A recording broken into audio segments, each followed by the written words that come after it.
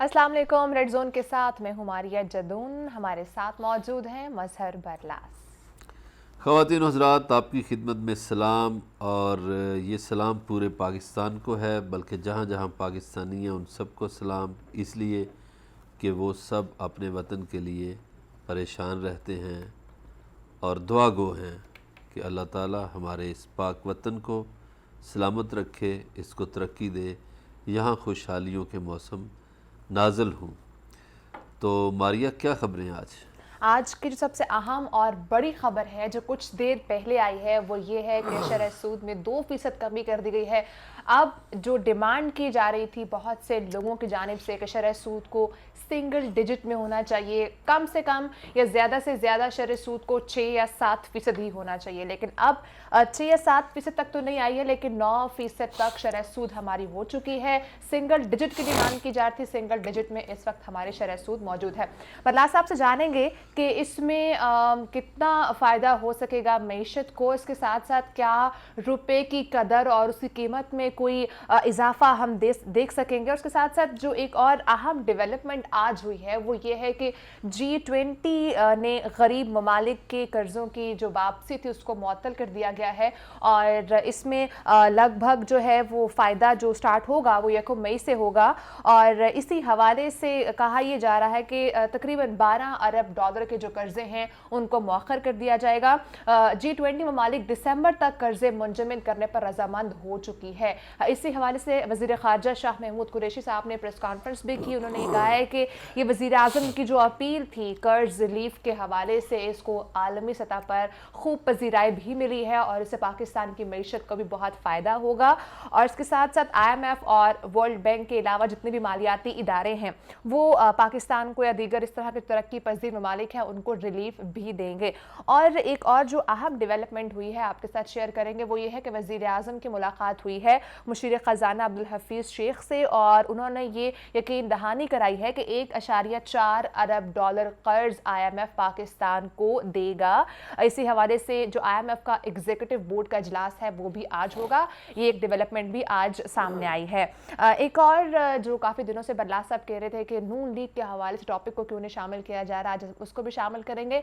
Money laundering case के हवाले से नैब ने शहबाज शरीफ को फिर से तलब कर लिया है, और इसके साथ साथ उन्होंने ये भी कहा है कि जितनी भी दस्तावेज़ात हैं वो साथ लेकर आनी है, अकाउंट्स, तहाइफ, और इसके साथ साथ जो विरासत में उनको चीज़ें मौसूल हुई हैं, जायदादें वगैरह, उस हवाले से भी तफसीलात तलब की गई हैं। और एक और जो आज अहम डेवलपमेंट देखने में आई थी वो ये है कि वज़ीर आज़म अपने वज़रा की कारकर्दगी से जो है वो मुतमईन नहीं दिखाई दे रहे, नाखुश हैं, और तमाम वज़रा से, मुशीरों से एक रिपोर्ट भी मांगी है, कारकर्दगी रिपोर्ट, और उनसे कहा है कि आपने कितने इजलास किए हैं और उसमें क्या क्या फ़ैसले हुए हैं, उस हवाले से एक रिपोर्ट वज़ीर आज़म को जमा करवाई जाएगी। अब देखना ये है कि क्या आया इन रिपोर्ट्स के बाद। हम एक बार फिर से काबीना में रद्दोबदल देखेंगे। ये जो गवर्नमेंट थी इसमें हमने बहुत से इस तरह के केसेस देखे हैं कि जैसे कुछ होता है तो काबीना में रद्दोबदल कर दी जाती है। इस हवाले से भी आज बात करेंगे। अल्लाह सबसे पहले तो मैं आपसे ये जानूंगी कि शरह सूद में डिमांड की जा रही थी कमी करनी है और सिंगल डिजिट में सबसे पहले एटलीस्ट उसको लेकर आया जाना चाहिए। 9% शरह सूद हमारी हो चुकी है, क्या इससे रुपए की कदर और कीमत में एक अच्छा होशरबा इजाफा हम देख सकते हैं? देखिए, एक तो दुनिया में शरह सूद बहुत कम की बहुत से मुल्कों ने, और ख़ास तौर पर जो मगरबी मुल्क हैं उन्होंने तो ये शरह जो है वो ना होने के बराबर की। मगर बदकिस्मती से जो इस्लामी मुल्क हैं जिनके यहाँ सूद होना ही नहीं चाहिए था, उनके यहाँ मगरबी मुल्कों से शरह सूद ज़्यादा है, और फिर उससे ज़्यादा पाकिस्तान में सबसे ज़्यादा थी। तो ये गालिबन पहले 13% थी, फिर अभी कम हो के 11 हुई, अब चले शुक्र है उससे भी कम हुई है, 9% हो गई है। आपको याद होगा कि जब ये लंदन से वापस आए हैं अपोजिशन लीडर मियां शहबाज शरीफ, बिल्कुल, तो उन्होंने पहली जो प्रेस कॉन्फ्रेंस की थी या तजवीज़ दी थी उसमें हुकूमत से यही मुतालबा किया था कि शरह सूद ज़्यादा से زیادہ کم کر دی جائے. تو ایک طرح سے یہ ان کا مطالبہ بھی پورا ہو گیا ہے اور لوگوں کی خواہش بھی تھی کہ کم ہو. اب اس کے جو نقصانات ہوں گے یا فائد ہوں گے اس پہ ہمیں غور کرنا چاہیے. نقصانات تو اس کے یہ ہیں کہ جو بڑی کمپنیوں نے یا کئی ملکوں نے پاکستان میں پیسہ رکھا ہوا تھا یا رکھا ہوا ہے انہیں ظاہر ہے پرافٹ کم ملے گا تو وہ یہ سوچیں گے کہ اس کو کس طرح سے انویسٹ کرنا ہے. اب انویسٹمنٹ نکالنی ہے لیکن وہ نکالیں گے ابھی اس لیے نہیں کہ ابھی تو دنیا ساری میں ایک تو کرونا سے متاثر ہے دنیا اور دنیا ساری میں اتنا شرح سود پھر بھی کوئی ملک نہیں دے رہا کہ 9% دے, تو پاکستان پھر بھی 9% تو دے رہا ہے. تو اس لحاظ سے ایک اچھا رہے گا کہ انویسٹمنٹ بھی محفوظ رہے گی اور ابھی فی الحال اس کے اثرات لیکن ابھی سچ کیا ہم اس کا فائدہ دیکھ رہے ہیں؟ کیونکہ آپ نے خود ایک بات کی ہے کہ لوگ انویسٹ پھر بھی نہیں کریں گے, تو بزنس کس طرح سے ڈیولپ ہوگا؟ نہیں, یہ انویسٹمنٹ ہوتی ہے, یہ دیکھیے انویسٹمنٹ دو طرح سے ہوتی ہے نا. ایک آپ کرتے ہیں پیسے کی انویسٹمنٹ بینکوں میں, ایک انویسٹمنٹ آپ کرتے ہیں فیلڈ میں جو بزنس میں. اب جو بینکوں میں انویسٹمنٹ ہوئی تھی وہ لوگ سوچیں گے نا. مثلاً میں آپ کے ناظرین کو ذرا سمجھا دوں ذرا طریقے سے, بالکل کھل کے وضاحت کے ساتھ. مثلاً ایک شخص ہے, اس نے رکھ دیا 1 کروڑ روپیہ پاکستانی بینک میں. اس کو پہلے ملتا تھا 13 لاکھ, کروڑ اس کا پڑا ہوا ہے اسی طرح, تو وہ 13 لاکھ لے کے اپنے کام شام چلاتا تھا. پھر اس کو 11 لاکھ ملنا شروع ہو گیا. آج کے فیصلے کے بعد اس کو 9 لاکھ ملا کرے گا. تو but still 9 lakh is some thing big. ہاں وہ پھر بھی بہتر ہے نا. اب امریکہ میں تو یہ نہیں ملتا نا. امریکہ میں تو آپ 1 کروڑ رکھیں تو وہ لاکھ بھی نہیں ملے گا, چونکہ ان کا تو 0 پوائنٹ فرام سم تھنگ ہے. تو اسی طرح مغربی ملکوں میں یہ شاید آپ 1 کروڑ روپیہ رکھیں تو یعنی آپ $1,00,000 رکھیں, 1 کروڑ ڈالر رکھیں تو پھر بھی آپ کو $1,00,000 نہیں ملتا. تو پاکستان میں یہ شرح سود زیادہ ہے. اب آ جائیے بزنس کی طرف. بزنس کے لیے جو آپ فیلڈ بزنس کی بات کر رہی ہیں اس کے لیے انوائرمنٹ ہے. ایک تو پاکستان میں بزنس کرنا مشکل کام ہے. مشکل کس لیے ہے کہ یہ ایک ویسے لمبا ٹاپک آپ نے چھیڑ دیا یہ سوال کر کے نہ ماریا. اس میں پھر مجھے بنگلہ دیش پہ بھی بات کرنا پڑے گی, سنگاپور پہ بھی بات کرنا پڑے گی, اور یہ جو مڈل ایسٹ ہے اس پہ بھی, اور ویسٹرن جو یورپین ممالک ہیں اس پہ بھی. اس لیے کہ دنیا میں بہت سے ممالک ایسے ہیں جہاں آپ جاتے ہیں اور کہتے ہیں جی میں بزنس کرنا چاہتا ہوں, یعنی کسی بھی شعبے میں, تو آپ ایک پرپوزل سبمٹ کرتے ہیں.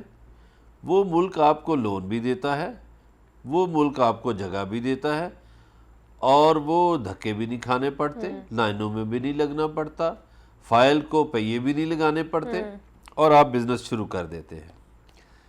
اچھا, اسی طرح یہ جو ہمارے ایشیا میں, یہ ساؤتھ ایشیا میں سب سے زیادہ تیزی سے بزنس بنگلہ دیش میں آگے بڑھا.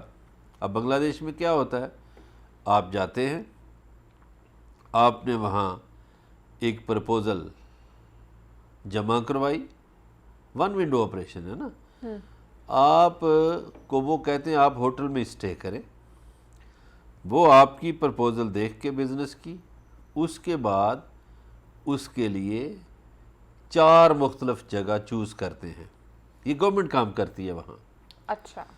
پھر وہ لے جائیں گے کہ ماریا جدون صاحبہ آئیں, یہ 4 جگہیں ہیں, آپ وزٹ کر لیں, چاروں میں سے جو آپ کو پسند ہے, آپ نے فیکٹری لگانی ہے, گارمنٹس کی فیکٹری لگانی ہے, آپ آ جائیے, یہ 4 جگہ ہیں ہمارے پاس, ان میں سے جو جگہ آپ کو پسند ہے وہ آپ رکھ لیں.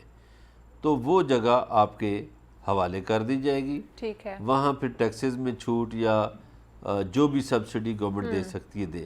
تو بنگلہ دیش اس طرح ان صنعتوں میں آگے نکلا. آپ دیکھیے کہ کپاس وہاں ہوتی نہیں ہے، لیکن ٹیکسٹائل انڈسٹری میں بنگلہ دیش ہم سے کہیں آگے ہے، اس لیے کہ انہوں نے بزنس کو ایزی بنایا، آسان بنایا. ہمارے ہاں کیا ہوتا ہے، ہمارے ہاں آپ کمپنی رجسٹرڈ کرانے چلے جائیں تو بس اس کے بعد سرکاری دفاتر کے چکر شروع ہو جاتے ہیں، اور پتہ نہیں کون سی قسم کے ٹیکسز اور یہ سب چیزیں بھی آپ کو ادا کرنی اور پھر آپ سے وہ اتنے کاغذات مانگیں گے، اتنے مانگیں گے کاغذات کہ وہ کہتا ہے بندہ یار یہ میں نے کدھر سر پھسا لیا ہے. تو پاکستانی تو بیچارے مجبوراً یہاں کرتے ہیں، لیکن جو لوگ بیرونی دنیا سے آئے ہیں وہ یہاں کیوں کام کریں، کہ وہ کیوں دفاتر کے چکر لگائیں. اور پھر ہمارے جو یہ دفاتر میں بیٹھے ہوئے سرکاری اہلکار ہیں، یہ باہر سے آئے ہوئے بندے کو زیادہ لوٹتے ہیں. ایگزیکٹلی. یہ کہتے ہیں ہاں یہ اس سے تو ڈالروں میں لو جی، یہ تو باہر سے آیا ہے. میں بہت بری محسوس کرتا ہوں یہ چیزیں. ہمارے ٹیکسی ڈرائیورز بھی ایسا کرتے ہیں. ایئرپورٹس پہ آپ چلے جائیں، جو بندہ انگلینڈ سے آ رہا ہے، امریکہ سے آ رہا ہے، وہ یہ سمجھتے ہیں کہ اچھا یہ انگلینڈ سے آیا ہے تو اس سے ریٹس کا کیا پتہ ہوگا، اس سے پاؤنڈ لے لو. تو یہ ایک بری عادت ہے، یہ نہیں ہونی چاہیے. اچھا جو اب دیکھیں بہت سے پاکستانی جو ہیں وہ بنگلہ دیش میں بزنس کر رہے ہیں. بہت فیکٹری ہیں پاکستانیوں کی بنگلہ دیش میں. کیوں ہیں؟ کہ وہاں یہ والی بلیک میلنگ نہیں ہے، یہ چیزیں ہی نہیں ہیں. تو ایک تو وزیر اعظم صاحب کو اپنے یہ جو وزراء ہیں 2-3 حماد اظہر ہیں، یہ ہیں حفیظ شیخ ہیں اور اسد عمر ہیں، ان کو بٹھائیں اور ان کو کہیں کہ یہ کوئی پالیسی ایسی بنائیں کہ بزنس ایزی ہو. پھر دوسرا، بزنس کے لیے ماحول سازگار چاہیے. اس کے لیے پہلی شرط ہے امن ہونا چاہیے. امن ہمارے ہاں ہے، وہ ہماری مسلح افواج نے اور ہمارے سول و عسکری اداروں نے قربانیاں دے کر دہشت گردی کے خلاف لڑ کر امن بحال کیا ہے. تو اس کے آگے ایک سٹیپ ہے، وہ ہے کہ حکومت کتنی ٹیکسوں میں چھوٹ دیتی ہے نئی انڈسٹری کو، ابھی تو کافی کتنی سبسڈی ملی بھی دیتی ہے. جو کنسٹرکشن انڈسٹری ہے اس کو بھی کافی چھوٹ ملی ہے. اچھا ابھی یہ ایک بات اور میں کر لوں، جیسے چائنا والوں نے جب یہ سی پیک کا ایشو ہوا تو 4 چیزیں تھیں. انہوں نے کہا جی ٹھیک ہے آپ کی گوادر پورٹ بن گئی، ہم آپ کو بنا دیتے ہیں انفراسٹرکچر بھی، آپ کی سڑکیں بن گئی.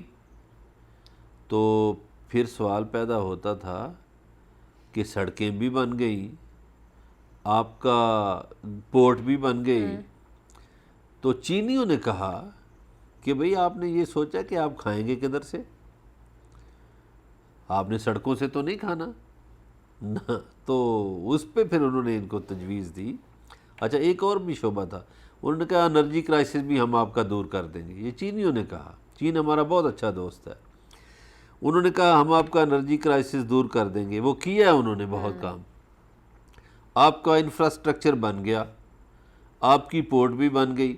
اب سوال ہے کہ آپ کھائیں گے کدھر سے. چوتھی چیز جو انہوں نے مینشن کی، پھر انہوں نے خود کہا کہ آپ اکنامک زون بنائیں گے، آپ انڈسٹریل زون بنائیں گے جہاں آپ کی انڈسٹری لگے اور وہاں آپ کے لوگ کام کریں اور آپ کے لوگوں کو روزگار ملے. اب ہمارے ہاں پھر وہ سیاسی مداخلتیں ہوتی ہیں کہ کوئی کہتا ہے میرے علاقے میں بنے، کوئی کہتا ہے میرے علاقے میں. تو یہ اس سوچ سے ہمیں نکلنا ہوگا کہ میرے علاقے میں بنے اور میرے پاس ہو. ہر کوئی کریڈٹ لینا چاہ رہا ہے. انہوں نے تو یہ بھی ڈرامے کیے، یہ پچھلی گورنمنٹ میں یہ ڈرامے ہوئے کہ جدھر جدھر سے سی پیک سے متعلقہ روڈز تھیں ادھر ادھر انہوں نے زمینیں لے لی ان سیاستدانوں نے. اچھا یہ قوم کی امانت ہوتی ہے، کوئی بھی منصوبہ جب کیبنٹ میں ڈسکس ہو یا کسی سرکاری کمیٹی میں ڈسکس ہو تو یہ آفیشلی قوم کی امانت ہوتی ہے مگر انہوں نے خیانت کیا کی کہ جدھر جدھر سے ان کو پتہ چلا منصوبے بن رہے ہیں ادھر ادھر انہوں نے اپنے بندوں سے کہا، کسی نے خود لے لی، انہوں نے زمینیں خرید لی۔ اب یہ وہ کہتے ہیں جی ہماری زمینوں سے کے پاس سے گزریں، اس میں سے گزریں چیزیں، جیسے یہ اسلام آباد لاہور موٹر وے ہے، وہ آپ کو پتہ ہے یہ 100 کلومیٹر ہمیں کیوں اضافی کرنا پڑتا ہے؟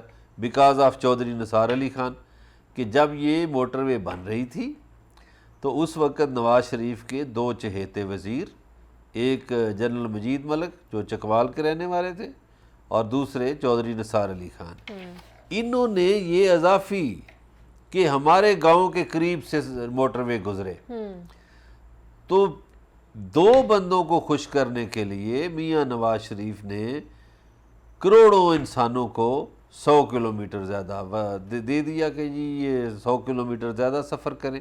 اچھا اس میں پیٹرول بھی خرچ ہوتا ہے، اس میں ٹائم بھی خرچ ہوتا ہے، مگر یہ سوچتے نہیں۔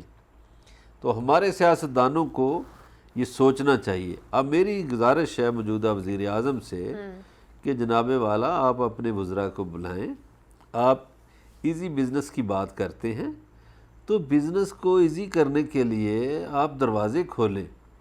یہ نہ ہو، میں کسی کا نام نہیں لیتا، باہر سے انویسٹر آتے ہیں تو آپ ہی کے کچھ لوگوں نے کہتے ہیں کہ اتنے پیسے پہلے دے دو تو پھر ہم آپ کو کوئی بات کرتے ہیں، نہیں ملاقاتیں پھر کرواتے ہیں جی، اچھا پہلے سیٹ اپ تو بعد ملاقاتوں کے میں، لیے الگ پیسے دینے پڑتے ہیں۔ ہاں تو یہ سلسلے پاکستان میں ختم ہونے چاہیے۔ یہ آپ ایماندار وزیر اعظم ہیں، آپ سے گزارش ہے کہ جناب یہ 1 ونڈو ہونا چاہیے، آپ بزنس کو ایزی کریں، دنیا کو دیکھیں، پھر آپ کی طرف لوگ متوجہ ہوں گے۔ اور یہ جو شوگر ملوں والے ہیں ان کو ذرا باندھیں، اس سر اس لیے پر بھی بات کریں گے۔ یہاں پہ بریک کا وقت ہوا ہے، بریک کے بعد ہم ڈسکس کریں گے جو G20 نے غریب ممالک کی جو قرض کی واپسی تھی اس کو معطل کر دیا، اور اس کے ساتھ ساتھ IMF نے بھی ایک ریلیف پیکج کا اعلان کیا ہے۔ ڈسکس کریں گے ایک بریک کے بعد۔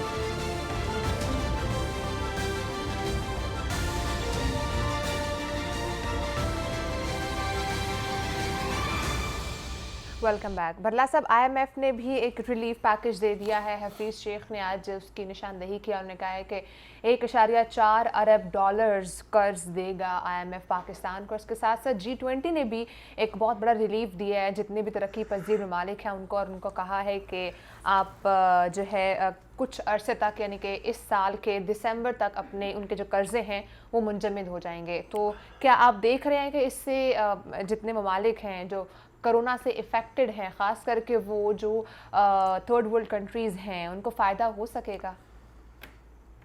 بالکل فائدہ ہوگا۔ یہ بڑی اچھی بات ہے جو G20 نے کی ہے۔ اس سے بھی اچھی بات ہو سکتی تھی، یعنی وہ اور اچھی ہوتی کہ اگر یہ قرضے بالکل معاف کر دیے جاتے، اگر بالکل بس تو وہ خود ڈوب جائیں گے۔ گزارش تو سنیے نا، اگر بالکل معاف کر دیتے تو یہ میں سمجھتا ہوں کہ اس سے بھی بڑی نیکی تھی یا اس سے بھی بڑی بات ہوتی، لیکن چونکہ انہوں نے معاف نہیں کیے اور ایک ریلیف دیا ہے، یہ بھی میں سمجھتا ہوں غنیمت ہے۔ چلے ترقی پذیر ملکوں کے لیے یہ غنیمت ہے، تو یہ جتنے ترقی پذیر ممالک ہیں ان کو مبارک ہو کہ انہیں ایک ریلیف مل گیا ہے۔ اگر قرض لینے والا آپ کو ریلیف دے دے تو یہ بھی بڑی غنیمت ہوتی ہے، ورنہ لوگ تو ریلیف دیتے ہی نہیں، ٹائم ہی نہیں دیتے۔ تو یہ ایک ٹائم مل جائے گا ان کو، ترقی پذیر ممالک کو، یہ اچھی بات ہے۔ دوسرا حفیظ شیخ صاحب نے جو کہا ہے کہ آج غالباً اس کی منظوری ہو جائے گی، تو حفیظ شیخ صاحب کے تو بڑے IMF سے رابطے ہیں، لوگ جانتے ہی ہیں، تو اچھا ہے۔ 1.40 کروڑ فوراً جاری ہو جائے گا پاکستان کو، تو میرا خیال ہے اس سے پاکستان کو جو معاشی نقصان ہو رہا ہے اور جو کرونا سے لڑنے میں دقت پیش آ رہی ہے وہ مسائل حل ہوں گے۔ ایک بات شاہ محمود قریشی صاحب نے بھی کی ہے کہ G7 کے ممالک میں بھی یہ بات ڈسکس ہوئی ہے، لیکن یہ ایک بات یاد رکھیے، یہ کریڈٹ عمران خان کو جاتا ہے۔ انہوں نے 12 اپریل کو دنیا سے اپیل کی تھی کہ آپ غریب ملکوں کے قرضے جو ہیں ان میں ریلیکسیشن دیں، ریلیف دیں، تو یہ میرا خیال ہے کہ ان کی بات کا اثر ہوا۔ لاسٹ ٹائم اس پہ تنقید بھی بہت ہوئی تھی کہ وزیر اعظم ہر وقت صرف قرضے مانگتے رہتے ہیں یا اس میں ریلیف کی اپیل کرتے رہتے ہیں۔ بڑی اچھی بات کی ہے ماریا، آپ نے بہت اچھی بات کی ہے، اس کا جواب بھی ذرا دل تھام کے سنیے گا۔ یہ میرا سوال نہیں ہے، یہ سوال عوام کا ہے جو ہم بالکل سوشل میڈیا عوام پر کا، عوام کی یہ عوام، ان کے بارے میں حبیب جالب نے جو کہا تھا وہ میں نہیں کہوں گا۔ اس عوام کو یہ تو نظر آ گیا کہ عمران خان مانگتا ہے قرضے یا چندہ مانگتا ہے، ٹھیک ہے، وہ نظر کیوں نہیں آتے جنہوں نے اس ملک کو لوٹا، جنہوں نے اس ملک کو مکروز کیا؟ عمران خان تو ان کے بھگت رہے نتائج۔ عمران خان کا تو کوئی محل نہیں بنا، عمران خان کا تو کوئی نہ ایون فیلڈ میں کوئی پینٹ ہاؤس ہے، نہ کوئی سرے محل ہے، نہ کوئی اور ہے۔ تو گزارش یہ ہے کہ یہ جو 40 سال قرضے لیے، بلکہ پچھلے 10 سال میں جو زیادہ قرضے تو 10 سال میں لیے نا، 60 سال میں پاکستان نے جتنے قرضے لیے تھے اس سے زیادہ قرضہ 10 سالوں میں لیا گیا۔ ملا صاحب یہ تو ویسے بھی آنے والے تو وقتوں کے وہ ساتھ قرضہ جب تک پیپلز ہماری پارٹی ایسی اور گورنمنٹ نون نہیں لیگ آئے کی گی، گورنمنٹ نے لیا، جب تک ایسی گورنمنٹ وہ نہیں قرضہ آئے گی کھا جو گئے۔ خود بزنس ڈیولپ کر کے دے عوام کو، تو قرضہ تو بڑھتا جائے گا۔ قرضہ دیکھیے، آپ اگر قرضوں کی بات کو سمجھتی ہیں تو قرضے ہمارے کیسے بڑھے؟ یہ سود در سود، یہ جو ٹرکل ڈاؤن اکانومی ہے نا، اس میں آپ دیکھیے کہ یہ جو آئی پی پیز کے معاہدے کیے بے نظیر بھٹو صاحبہ نے کیے، چلیں اچھی بات ہے جو بھی کیے، ملک کو انرجی کرائسس تھا، اس میں کیا ہوا کہ ہماری حکومتوں نے 93 کے بعد جو ہماری حکومتیں آئیں، 96 کے بعد سے، انہوں نے قرض وہ پیسے نہیں دیے کمپنیوں کو۔ اب وہ ان کے پیسے، اب جو سود بڑھتا ہے نا، تو سود در سود جو ہے وہ رقم بہت بڑھ جاتی ہے، اتنی بڑھ جاتی ہے کہ جو آپ ادا سود زیادہ ہو جاتا ہے اور آپ کی جو رقم جو آپ میں دینی ہوتی ہے وہ کم ہو جاتی ہے۔ اب بالکل صحیح آپ نے کہا، اصل رقم کم ہو جاتی ہے، رہ جاتی ہے، اور سود جو ہے وہ زیادہ تو پاکستان کا یہ بھی مسئلہ ہے کہ وہ جو آئی پی پیز ہیں ان کمپنیوں کو سود سمیت پیسے دینے ہیں، یہ سب کا حکومتوں کا جو بوجھ ہے وہ عمران خان پہ پڑا ہوا ہے، ٹھیک ہے۔ دیکھیے، ہم نہ عمران خان کے حامی ہیں نہ کسی کے مخالف ہیں، لیکن بات تو سچ کرنی چاہیے نا۔ اور یہ جو قرضے لیے انہوں نے 30,000 ارب پچھلے 10 سالوں میں، کیا کیا اس سے؟ کون کھا گیا؟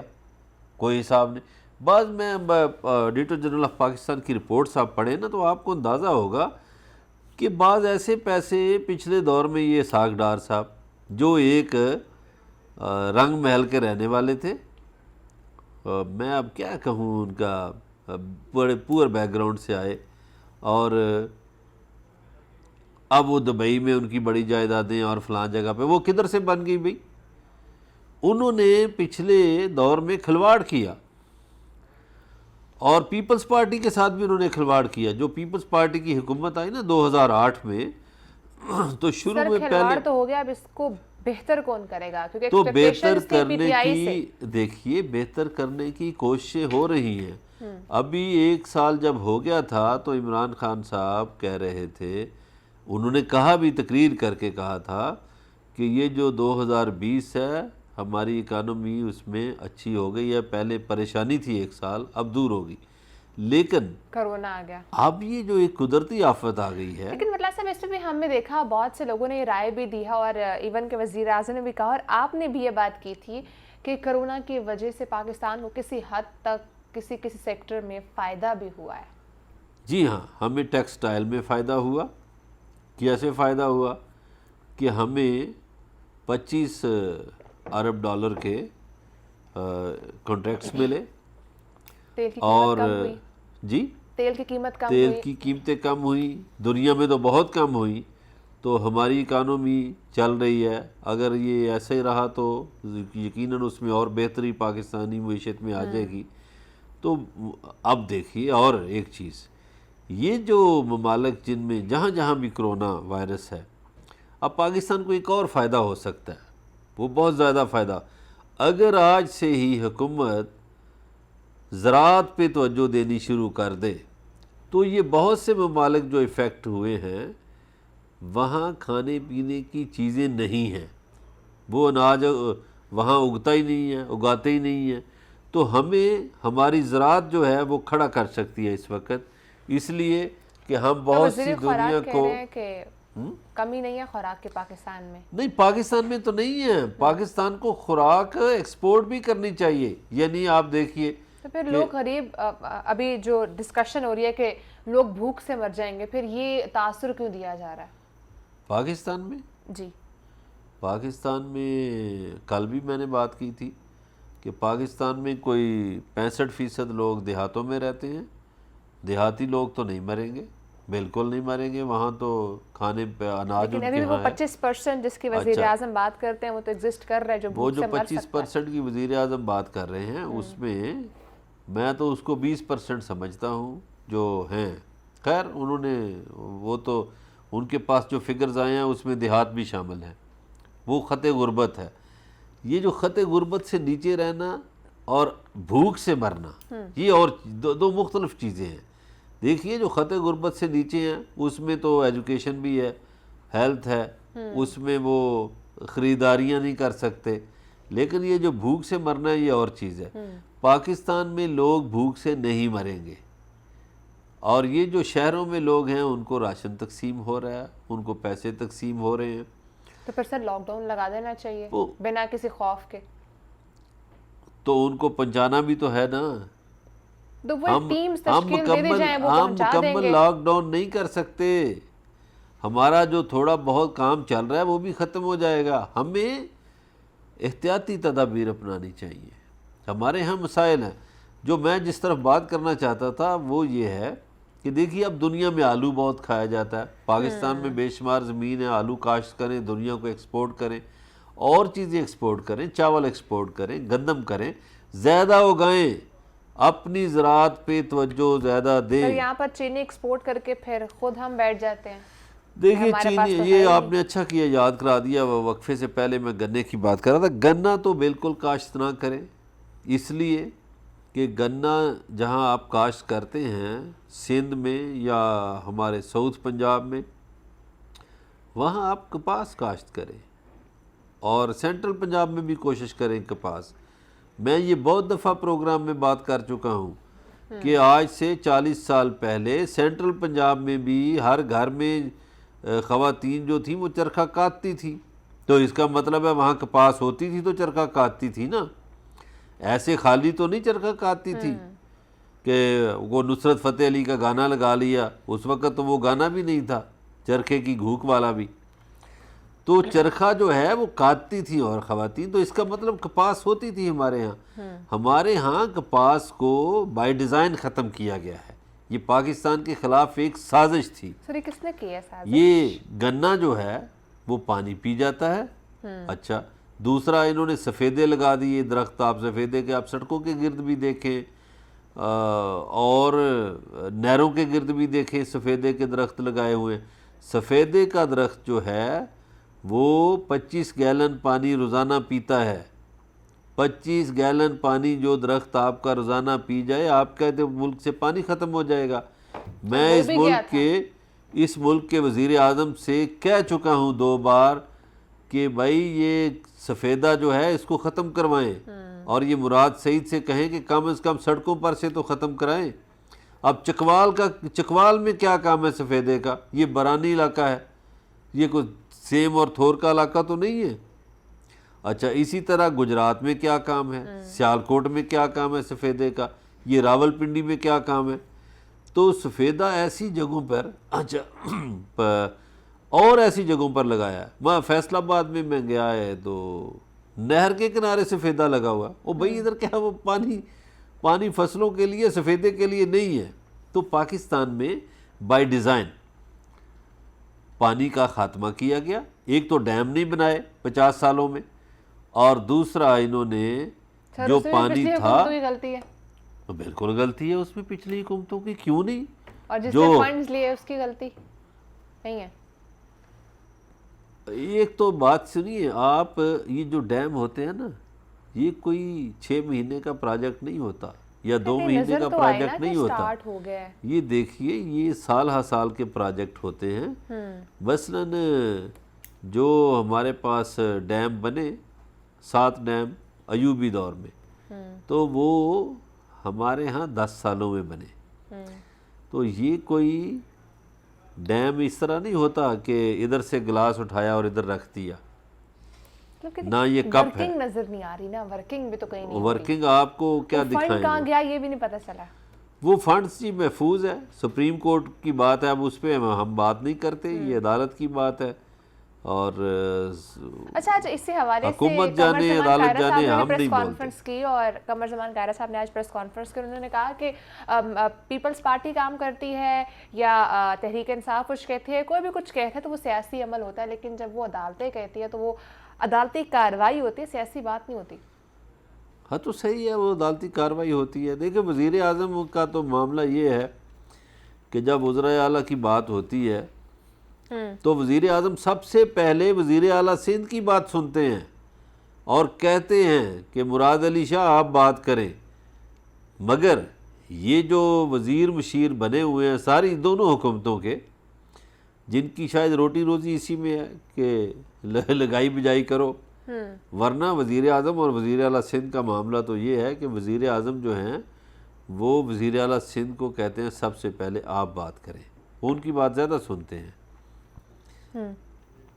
باقی یہ عدالت کی کارروائی ہے، اس پہ ہم نہیں بات کر سکتے، اس پہ بھائی خاموشی ہے، عدالتی کارروائی ہوتی ہے. لیکن انہوں نے جس کانٹیکس میں بات کی میں اس کو ذرا ڈسکس کرنا چاہتے ہیں. پھر بریک کا وقت ہوا ہے، بریک کے بعد ہم ڈسکس کریں گے. وزیر اعظم نے ایک رپورٹ منگوائی ہے تمام وزراء اور مشیروں سے، ان کی کارکردگی رپورٹ. کیا وزیر اعظم پھر سے کابینہ میں رد و بدل کرنے کا سوچ رہے ہیں؟ ایک بریک کے بعد جانیں گے.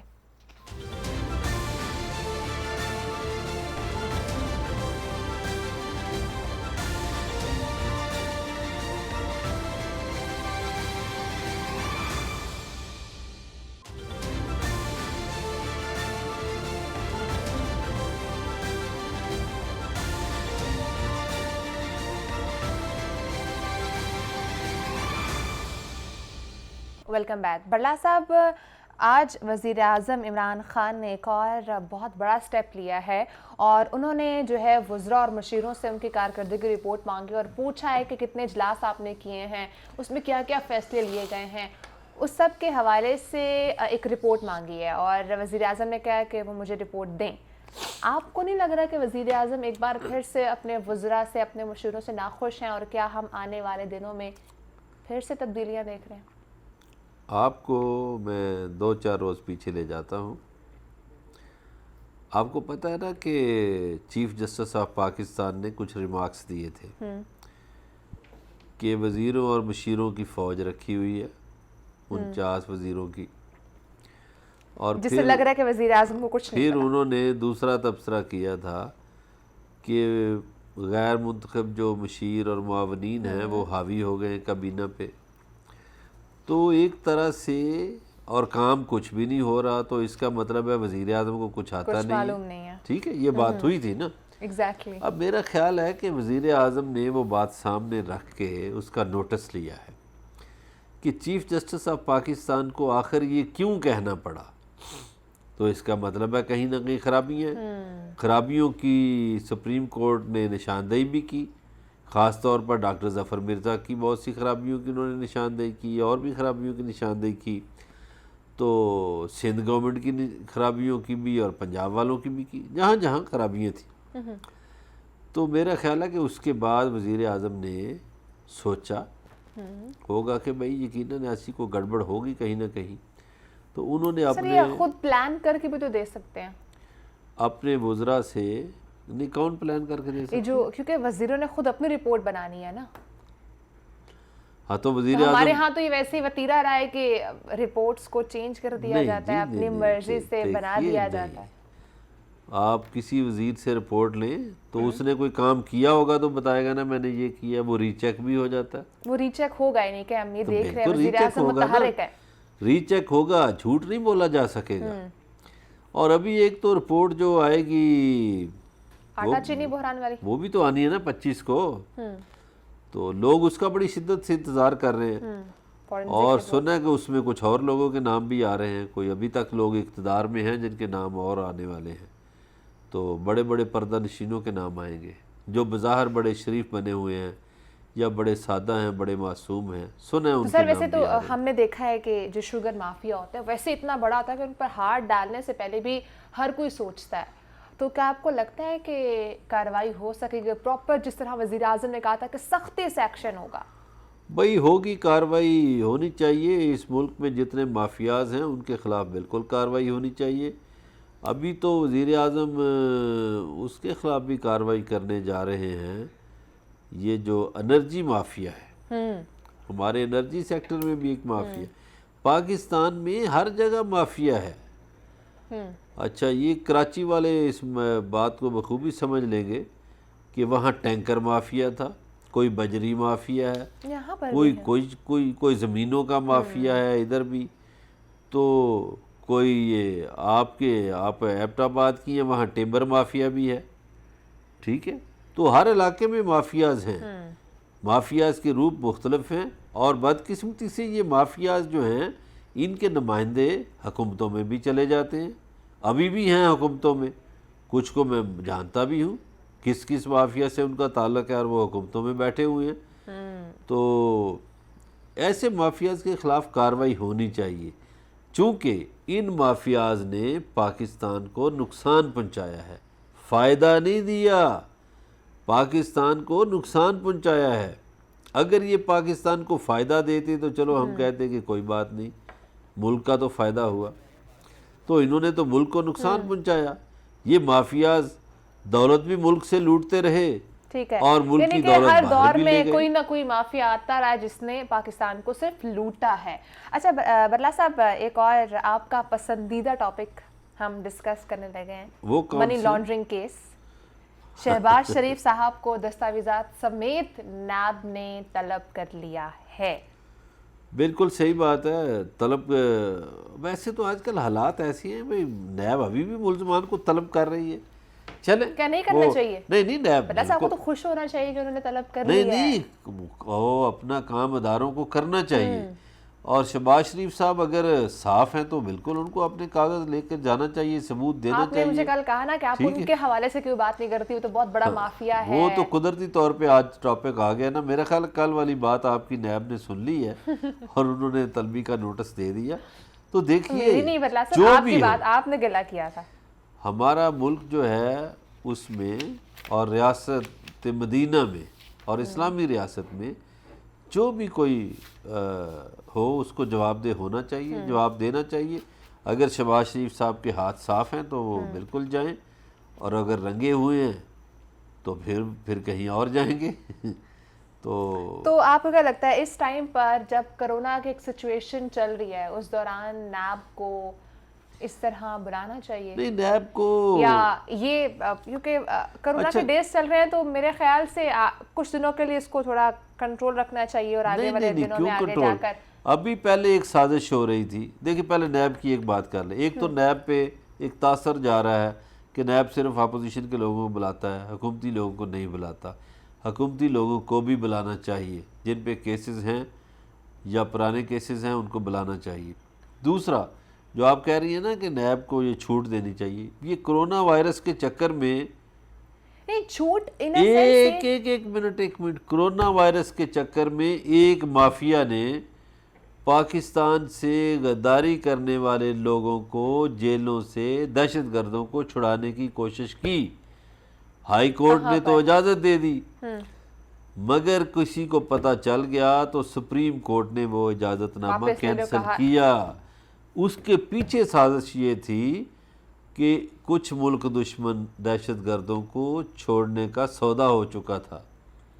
ٹھیک ہے, آپ دیکھیں نا اس کرونا وائرس میں آپ کہتی ہیں کہ کوئی کاروائی نہ کریں, اس کرونا وائرس میں یہ سازش ہو جاتی ہے کہ ملک کو نقصان پہنچانے والوں کو چھٹی دے دو. نہیں, میں یہ نہیں کہہ رہی کہ آپ بالکل چھٹی دے دیں. میں ان اے سینس کہہ رہی تھی کہ کچھ ٹائم بعد جب حالات تھوڑے بیٹر ہو جاتے تو آپ ان کو بلا لیتے, کہتے تھے آؤ ہم چیک کر لیتے دستاویزات. تو یہ کون سی کرونا فورس میں ہے کہ ان کو چھٹی دے دیں؟ یہ کوئی کام کر رہے ہیں. اپوزیشن لیڈر ہے نا, تو ان کو اپوزیشن لیڈر نے کیا کیا ہے؟